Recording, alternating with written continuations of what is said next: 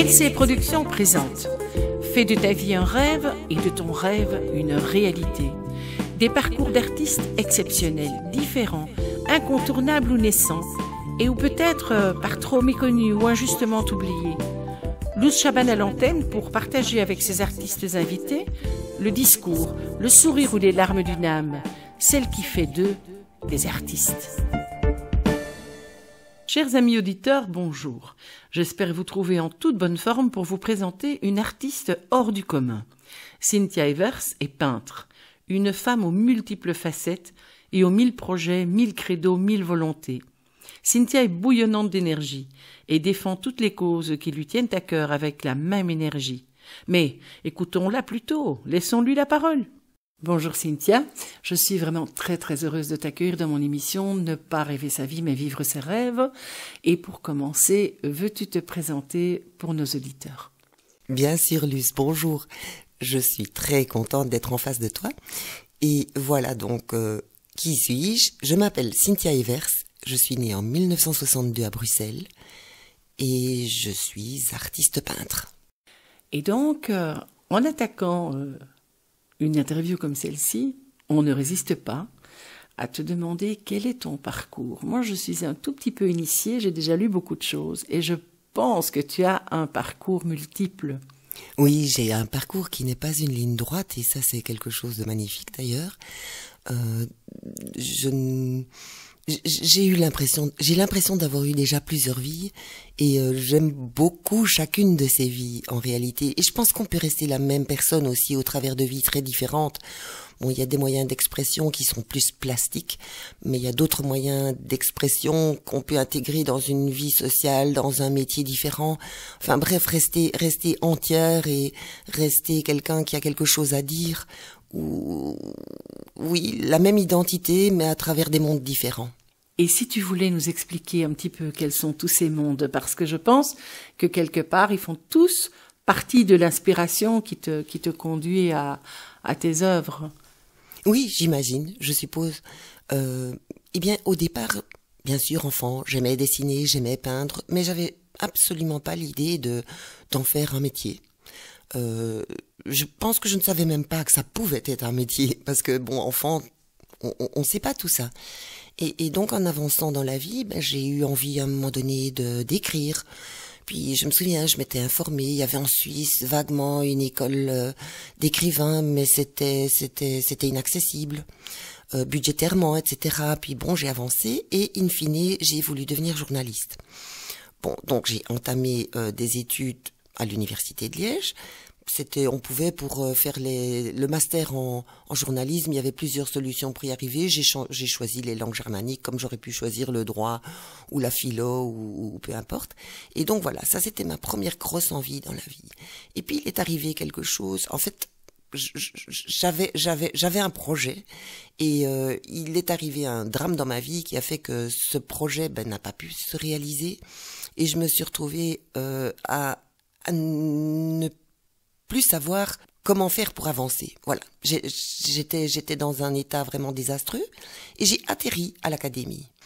Bon, ça a été assez fantastique dans le sens où je retrouvais des perceptions que j'aimais déjà et qui ne me forçaient pas, au départ en tout cas, à trop réfléchir. Et là, ça a été vraiment le côté plastique pour la plastique. Sans trop avoir de message à transmettre, mais simplement une certaine jouissance à créer. Parce que c'est vrai que les arts plastiques ont aussi ce côté-là. Il y a le côté peut-être message, tout ce qu'on a envie de faire passer, de dire, tout. Mais il y a aussi le côté purement aimer le contact du pinceau, l'odeur de la couleur. Et donc là, cette période-là a été plus vraiment...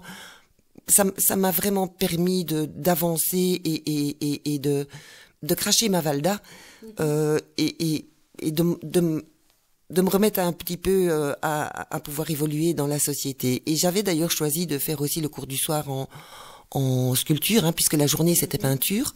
Et donc voilà, j'étais dans un tout l'art et j'ai passé comme ça 4 années qui finalement ne me laissent que des bons souvenirs parce qu'ils ont été terriblement réparateurs. Super. Oui. Alors après ça, tu t'orientes d'abord vers la peinture ou d'abord vers la sculpture ou bien tu mènes les deux de front comme encore maintenant? je m'oriente plus vers la peinture. Mais malgré tout, bon, on démarre des ateliers à Comblain-au-Pont, on démarre des ateliers avec Michel Mouvet qui ont les deux penchants, les deux pendants. Donc on a des cours de sculpture, des cours de dessin, peinture. Et j'avance, moi, plus en peinture. Mais je pense que il y a toujours un côté avec la sculpture qui demande beaucoup de matériaux, qui demande finalement des moyens que je n'avais pas. Et j'aimais les deux. Mais voilà. Donc j'avance en peinture parce que ça, c'est beaucoup plus facile. Et tu démarres ces ateliers et tu donnes cours. Et on donne cours, oui. Et j'étais encore à l'académie, en fait, quand j'ai commencé à donner ces cours. Et c'est là que j'ai commencé, en fait, à ce moment-là, que je me sens commencer à entrer en art réellement. Que ce n'est plus moi qui suis en train de tout simplement me guérir de quelque chose, mais que je donne. Et le fait de donner, donc de recevoir des personnes qui ont des choses à dire et qui cherchent les moyens de le dire, donc de quitter mon petit moi pour enfin m'ouvrir à autre chose, c'est là que je me suis sentie grandir vraiment et entrer en art.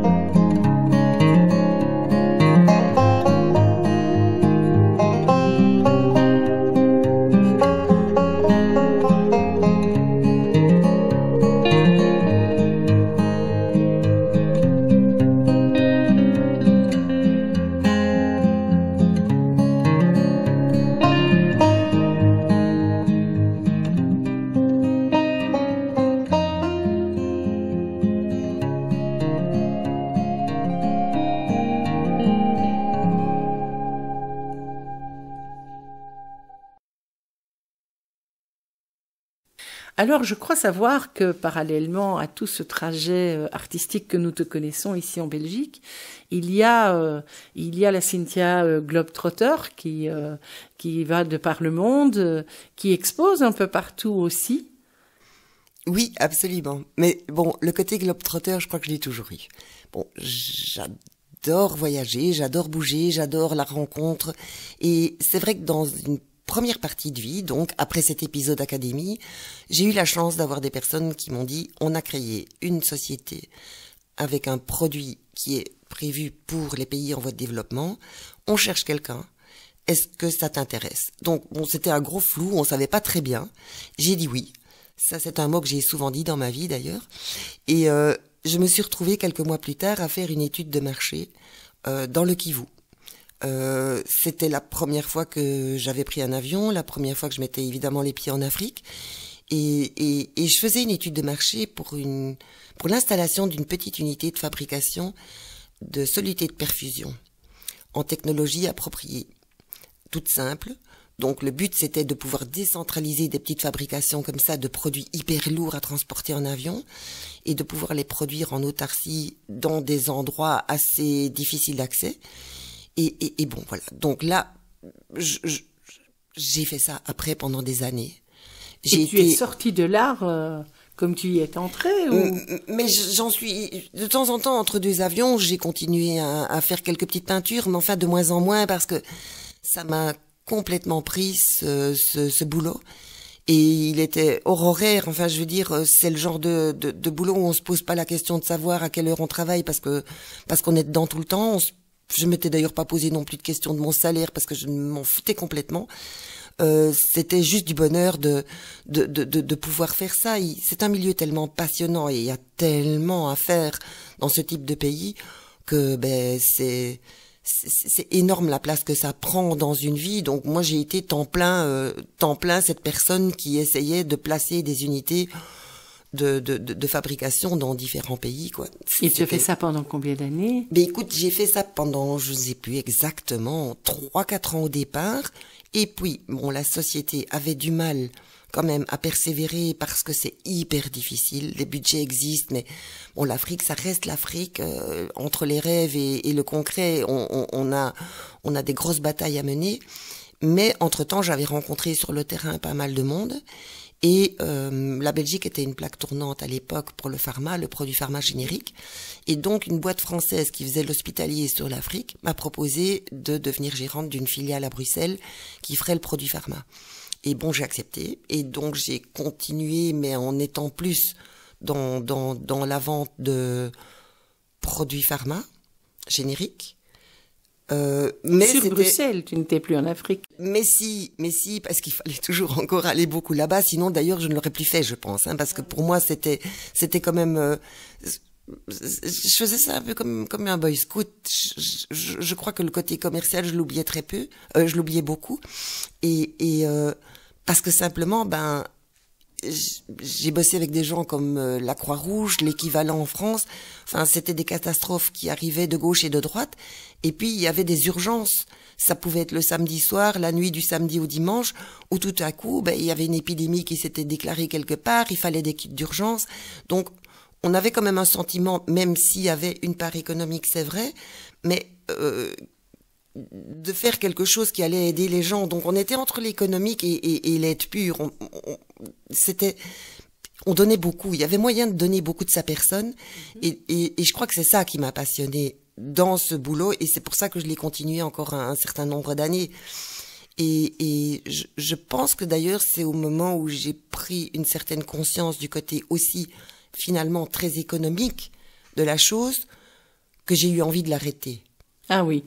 Parce que je ne me sentais pas femme d'affaires, je me sentais voyageuse qui apportait de l'aide, quoi.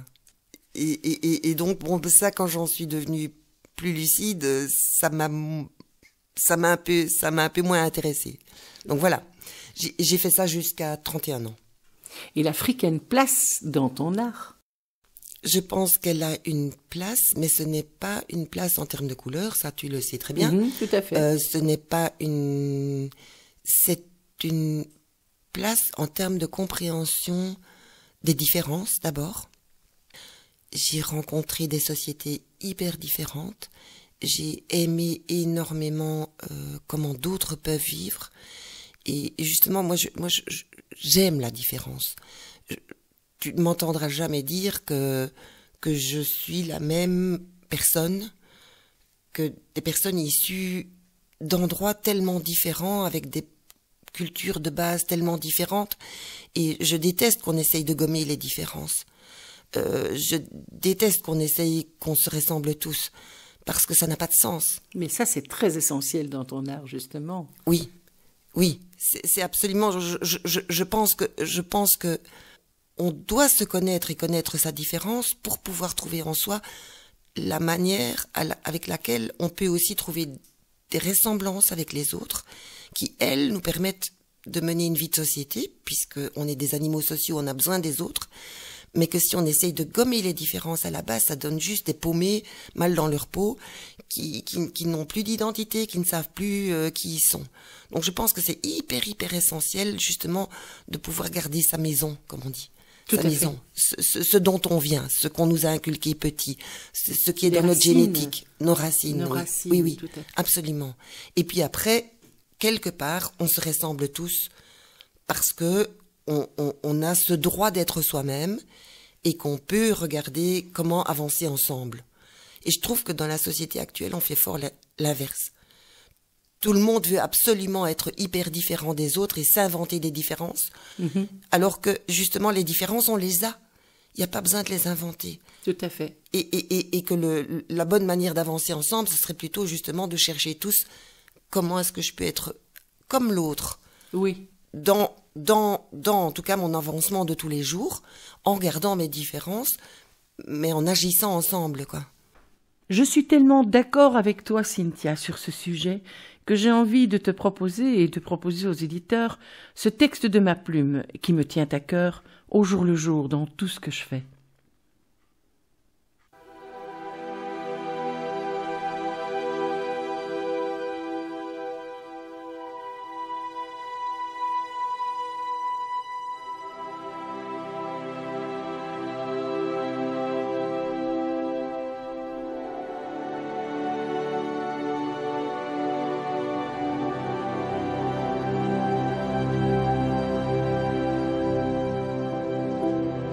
Mais qu'as-tu fait de ta différence? Celle qui m'a fait te regarder, celle que souvent l'indécence traite comme une ennemie. Et moi, qu'ai-je fait de ma différence? Celle qui t'a fait te retourner, celle que ta belle présence transforme en un alibi. Qu'avons-nous fait de nos différences? Ces dissemblances ou ces nuances qui les poussent à jacasser? Est-ce celles qui, comme une évidence, les obligent à afficher toutes les croyances qui les font flipper? Celles qui, comme une providence, pourraient faire taire tous leurs clichés? Qu'avons-nous fait de nos quintessences? Celles que la médisance traite comme de l'arrogance et dont l'intelligence sait toute la qualité? Celle dont l'élégance est une reconnaissance et dont la bienveillance fait toute la beauté.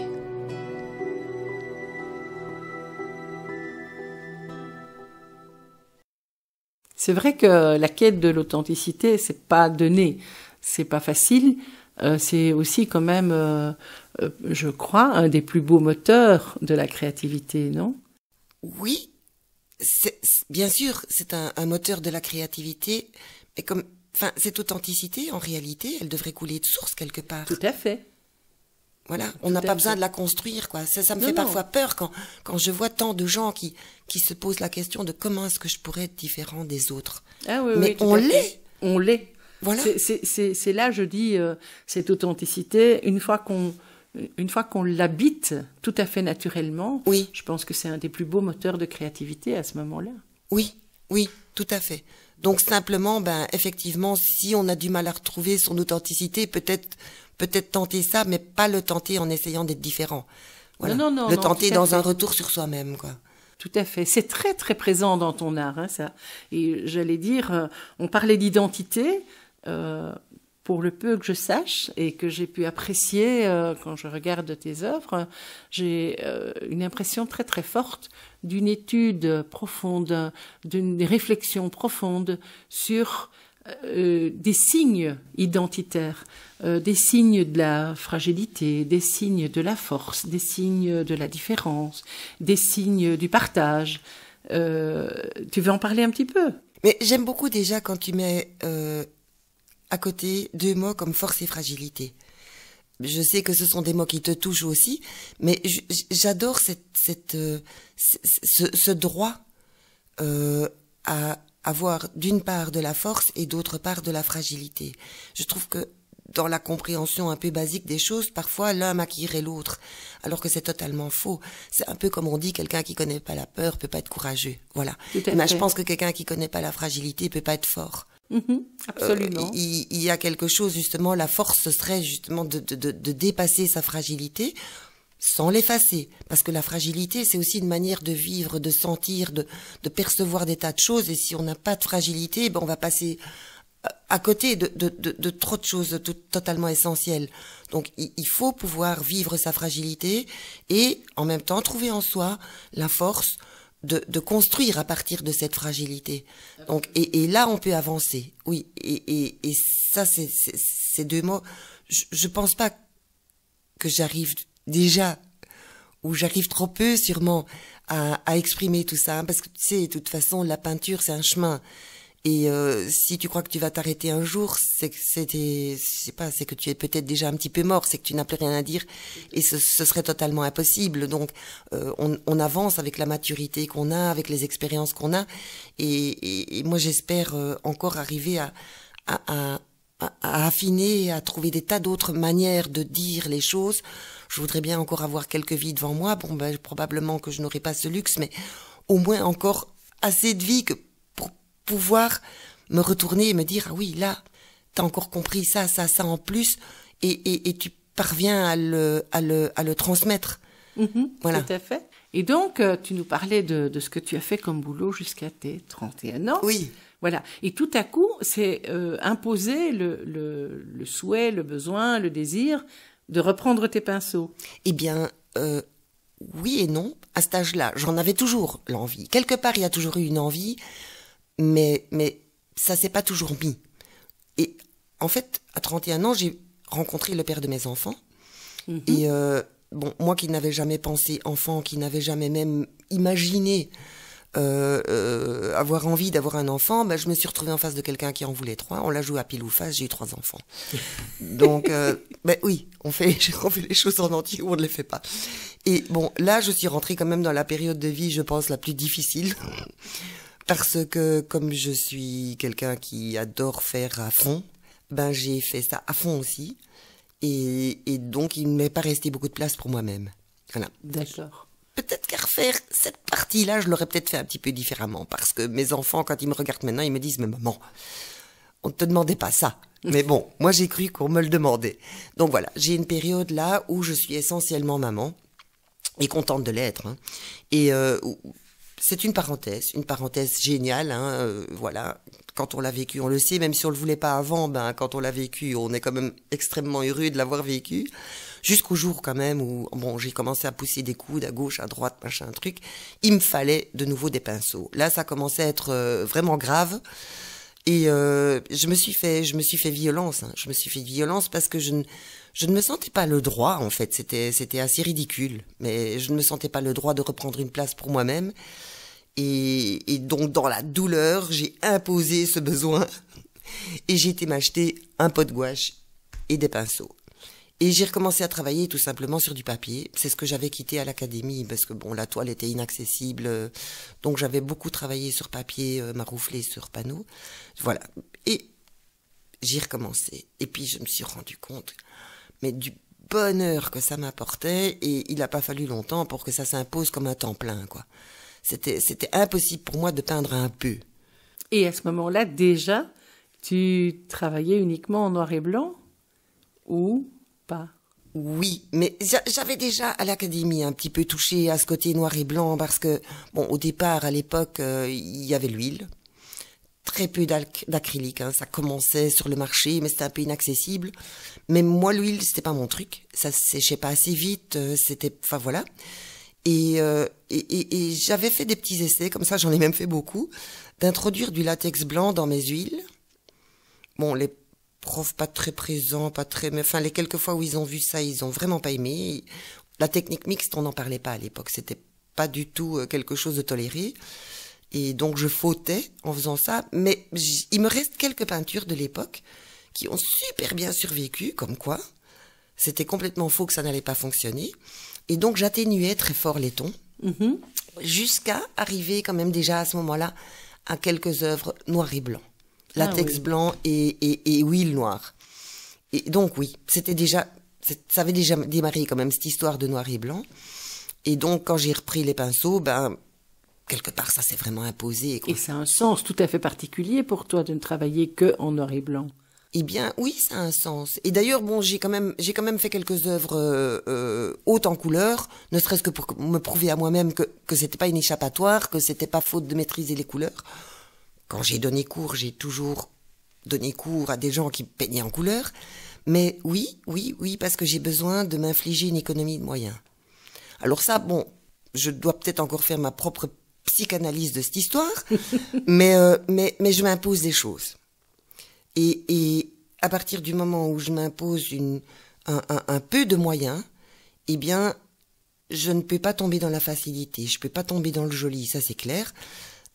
Donc il faut que ce que je dise soit suffisamment fort pour qu'il y ait quelque chose qui en sorte de ce noir et blanc. Mais on dit bien que de la contrainte naît l'art, c'est pas ça qu'on dit? Mais probablement que j'ai ça un petit peu en moi. Hein. Et quand on dit noir et blanc, il faut quand même préciser qu'en fait, bon, le noir comporte une panoplie de gris que je travaille dans la dilution et qu'en réalité, mon travail s'appelle, en termes vraiment de peinture, de la grisaille. Bon, le mot est un peu triste, mais ça s'appelle grisaille parce qu'il y a justement toute cette panoplie de gris. Tout à fait. Et qui sont quand même des gris chauds, et ça, c'est très important pour moi. Donc, mon choix de noir est un noir qui est chaud, qui a une composante plus de rouge que de bleu. Et donc, dans la dilution, il y a un petit côté un peu brun comme ça, qui fait qu'il y a une chaleur réelle dans le résultat. Parce que je n'aime pas les gris bleus. Et tu arrives parfois à des couleurs un peu sépia ou... Oui, absolument. Oui, et ça va même jusqu'à parfois me dire, tiens, j'ai utilisé telle eau, qui rend mon noir dans la dilution plus chaud ou moins chaud. Ah oui. Ça c'est, oui. Parce qu'en réalité, le noir qu'on choisit, enfin, il y a tellement de types de noir ou de types de blanc ou de types de toutes les couleurs, hein, que c'est vrai qu'à un moment donné, bon, on sait pourquoi on choisit l'un et pas l'autre, quoi. Ah oui, c'est pas simplement acheter un pot de noir, hein, il y a vraiment un vrai choix. Tu nous parles, chère Cynthia, de toute une série de déclinaisons de gris et de la force de tous ces gris. Et moi, tout à coup, ça me fait penser à la photo. Mais à la photo noir et blanc. Photo en nuances de gris en réalité, passant du blanc au noir ou l'inverse. Et puis nous avions il y a quelques minutes une conversation à propos de la ou des différences. Eh bien, il n'en fallait pas plus pour que je pense à une chanson de Barbara que j'adore interpréter. Vous allez tous comprendre tout de suite pourquoi. Pascal Michaud m'accompagne au piano et je chante pour vous « Si la photo est bonne » de Barbara.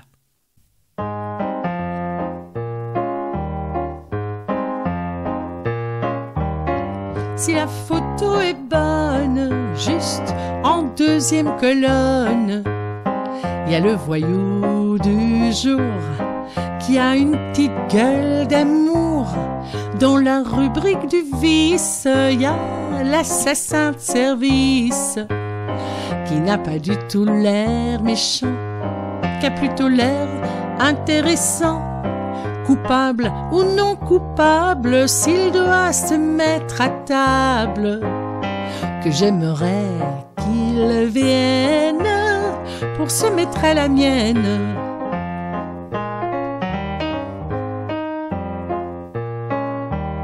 Si la photo est bonne, il est bien de sa personne, n'a pas plus l'air d'un assassin que le fils de mon voisin, ce gibier de potence, pas sorti de l'enfance, va faire sa dernière prière pour avoir trop aimé sa mère.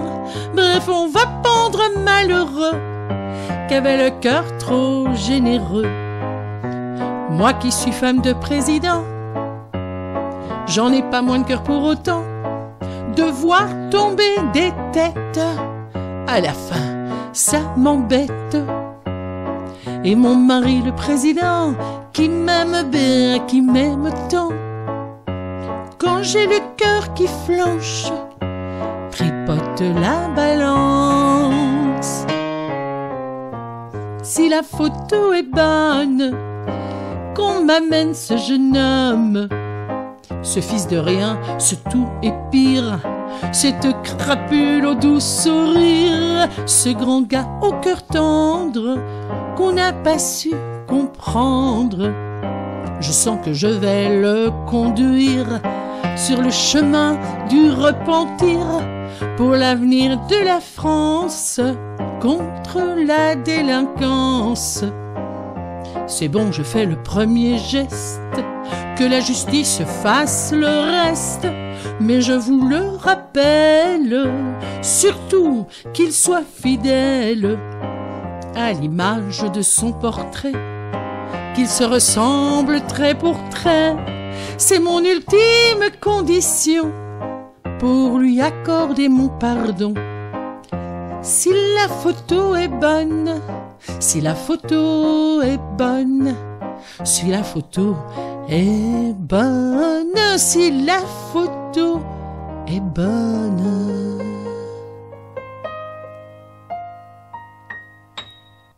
J'allais dire, moi j'adore évidemment ce que tu fais et tu le sais, je me demande toujours, j'ai cru longtemps que tu ne peignais pas avec des pinceaux, mais bien que tu travaillais au fusain.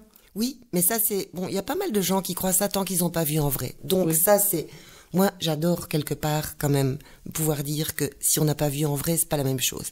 Tout à fait. Là, je plaide un peu pour sortir du net. C'est bien le net, c'est bien de pouvoir montrer des choses, mais aller voir en vrai, c'est quand même une vraie différence.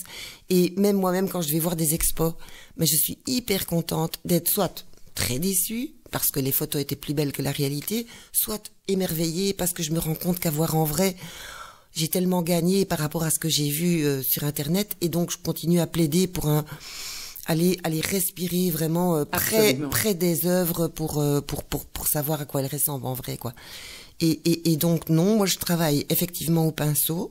Ma manière de travailler, toutes les manières de travailler sont particulières, donc automatiquement la mienne ne peut que l'être aussi, mais je travaille pas du tout dans la finesse, même si mon travail donne cette impression à pas mal de gens. Ils se disent, mon Dieu, quelle patience elle a fait les mailles d'un tricot. Mais j'ai pas du tout fait les mailles d'un tricot. Moi, je me suis amusée avec un vieux pinceau bien abîmé, parce que les pinceaux neufs, je sais rien faire avec, à faire des taches.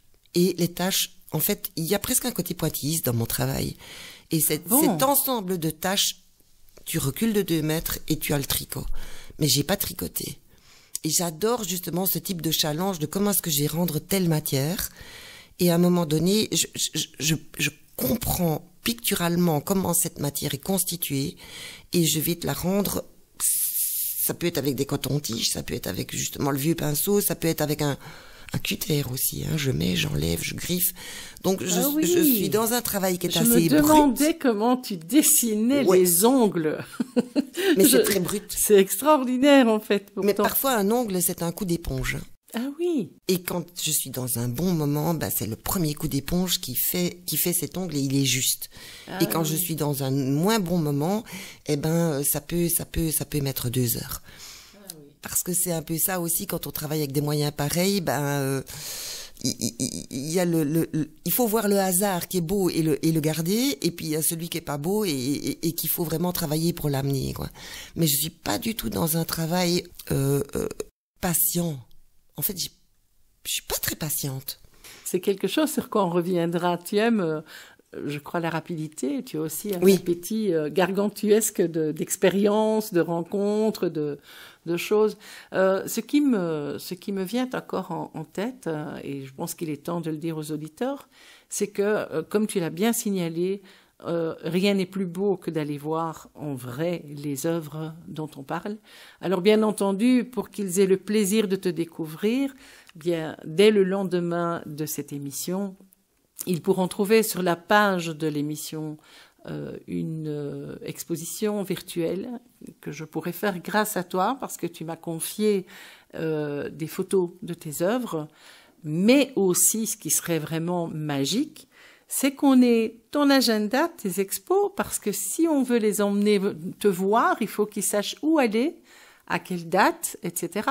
Et donc, l'émission comporte non seulement une page Facebook, mais aussi un groupe des amis de l'émission. Et sur cette page-là, eh bien, toi, tu peux régulièrement aller poster ton agenda, et toutes les personnes qui connaissent l'émission peuvent alors aller se renseigner sur ce que tu fais, pour te suivre. Voilà. Donc ça, c'est pour les auditeurs. Je vais revenir maintenant à cette espèce d'urgence qui t'habite. Donc, on parlait de rapidité, de patience limite. Tu veux en parler un petit peu dans ton travail? Oui, oui. Si tu veux, dans une peinture, il y a les deux. Il y a les moments d'urgence et puis il y a les moments, il y a les moments où parfois le pinceau va installer des choses un peu tout seul parce qu'il sait. Il y a les moments où le pinceau veut pas. Enfin, une peinture, c'est une bataille. Je pense que je peux parler peut-être d'une petite comparaison avec un chanteur. Oui, bien sûr. Bon, puisque c'est ton monde, quand on entend une chanson, quand on entend une chanteuse, on a cette impression de facilité et elle est merveilleuse. Et quand on a côtoyé un peu le monde de la musique, on sait que, mon Dieu, c'est une impression. Et elle est merveilleuse parce que ça fait partie du cadeau de la musique, du cadeau de la chanson, de l'offrir aux gens dans une telle facilité, alors que derrière, mais il y a une vie de travail. Voilà. Et dans la peinture, c'est la même chose. C'est la même chose, tout à fait. Cette fluidité, cette impression de facilité qui va en ressortir, elle est totalement fausse parce qu'il y a eu une bataille avant. Et pas toujours pour les parties de la peinture où on le croit, mais chaque peinture est à un moment donné une difficulté. C'est parfois tu regardes ta peinture et tu sens ça va pas. Il y a quelque chose qui va pas. Et tu peux passer des heures avec ce ça va pas. Tu enlèves une petite ligne, tu en remets une autre, ça va pas. Elle dit pas ce que tu voudrais dire. Et je pense que de toute façon, les peintures dont tu peux être à 100% contente, ça c'est éphémère. Je pense qu'on a droit à son moment de content, mais il va pas forcément durer. Tout à fait. Parce que il y a toujours moyen d'aller plus loin. Mais il y a aussi celles où tu vas même pas y arriver parce que tu parviens pas à installer cette petite ligne qui fasse que, par exemple, moi je fais beaucoup de mains. Une main, c'est toujours extrêmement difficile. Et il te manque ce petit quelque chose qui ferait que ta main soit totalement juste, dise exactement ce que tu as envie de lui faire dire. Et donc là, oui, il y a toujours une bagarre qui s'engage et il faut toujours une certaine dose de courage pour continuer parce que parfois tu te dis mais non, je vais pas y arriver. Je vais pas arriver à cette petite ligne. Bon, après, derrière, il y a une toile. Ok, ça a l'air solide comme ça. Mais j'ai enlevé. Moi, je travaille pas en patch. C'est très fin. À un moment donné, ma toile, elle va me dire zut ou elle va pas me dire zut. Parce que bon, ça m'est déjà arrivé, de percer une toile. Ah oui. Ah oui, complètement. Puisque bon, je veux dire, à un moment donné, j'ai aussi du papier à poncer, j'ai un cutter, je suis là dans des gestes qui sont un peu bruts. Et puis tout à coup, c'est le flop, ah ouais. Ah oui. C'est le trou. Donc ça peut arriver, ta toile elle a la limite et bon, si tu veux garder picturalement le grain, tu peux pas aller frotter trop, donc il y a quand même un peu des contraintes techniques et ça c'est pour tout le monde, on en a des autres, tu soupçonnes pas toujours celles des autres, mais je crois que chaque plasticien a des contraintes techniques qui ne se voient pas, voilà, ça fait partie de ce qu'on vit seul à l'atelier, puisqu'on a ce côté solitude quand même, et puis bon, après il y a ce travail que tu as fait. Et puis, pour moi, en tout cas, quoique j'expose énormément, c'est vrai, tu l'as dit, ça se passe en atelier quand même. L'expo est quelque chose qui s'est mis par forme d'une certaine logique. À un moment donné, on te dit, attends, ton boulot, il faut que tu le montres.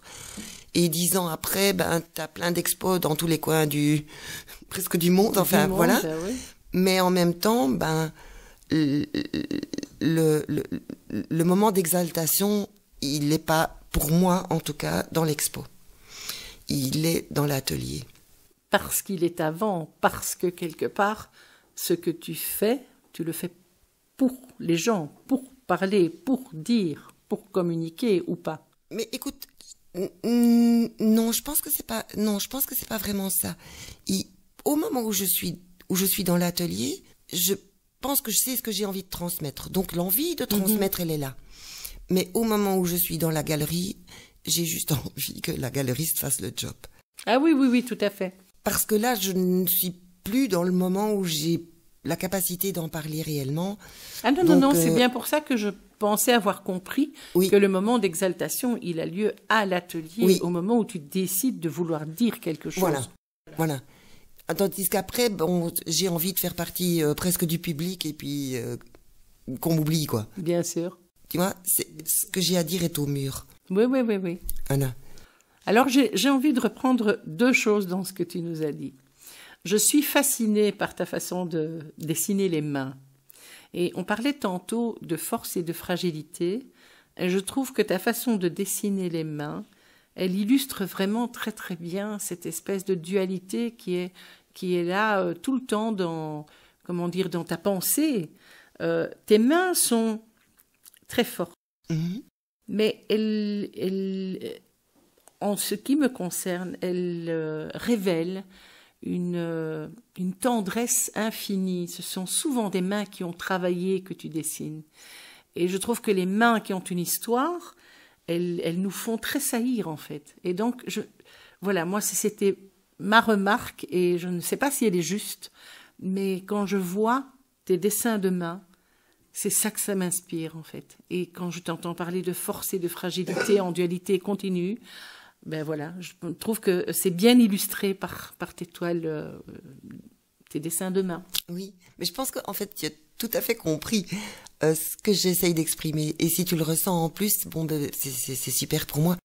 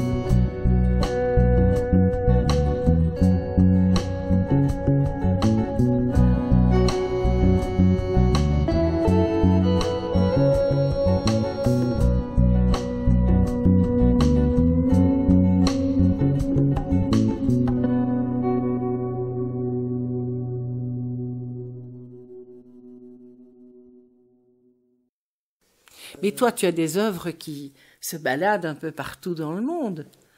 Mais le monde, pas encore tout à fait dans tout le monde, mais dans déjà pas mal de monde. Dans déjà oui, pas mal oui, de oui, monde. oui, oui, oui. J'ai quand même vu qu'il y avait une œuvre à New York. Oui, mais j'ai eu de la chance avec New York. Hein. J'ai un jour fait une candidature, comme on en fait, mais je peignais pas depuis tellement longtemps. Et on sait ce que c'est qu'un jury, c'est des humains.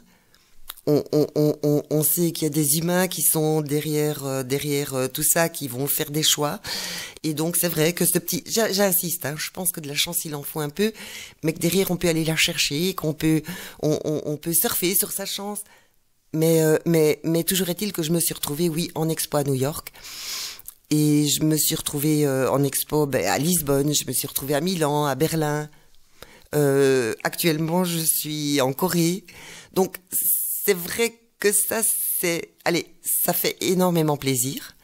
Parce qu'on est quand même aussi dans des regards très différents. Donc, les retours qu'on a sur son boulot sont très, très différents.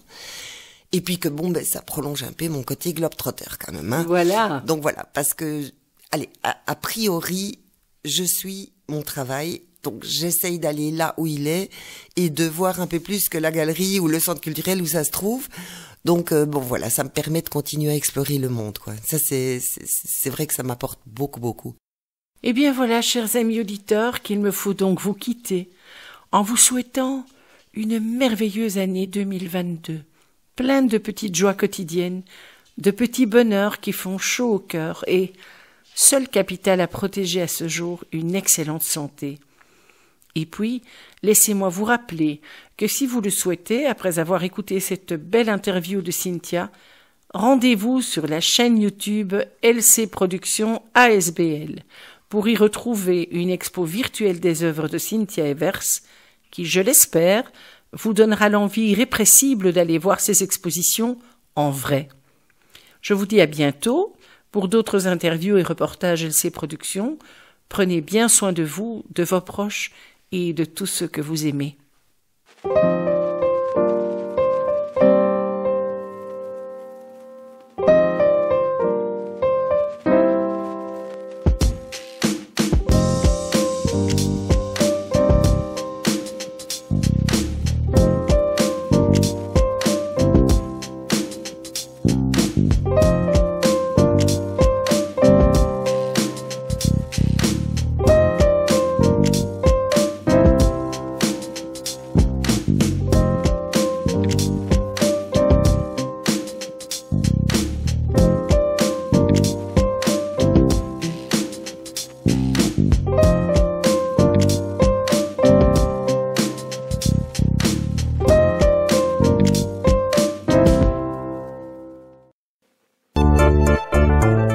De suivre Fais de ta vie un rêve et de ton rêve une réalité. Luz Chaban à l'antenne, une réalisation LC Productions que vous retrouverez sur la chaîne YouTube ainsi que sur la page Facebook LC Productions ASBL. Une diffusion en partenariat avec No Productions Films Alliance.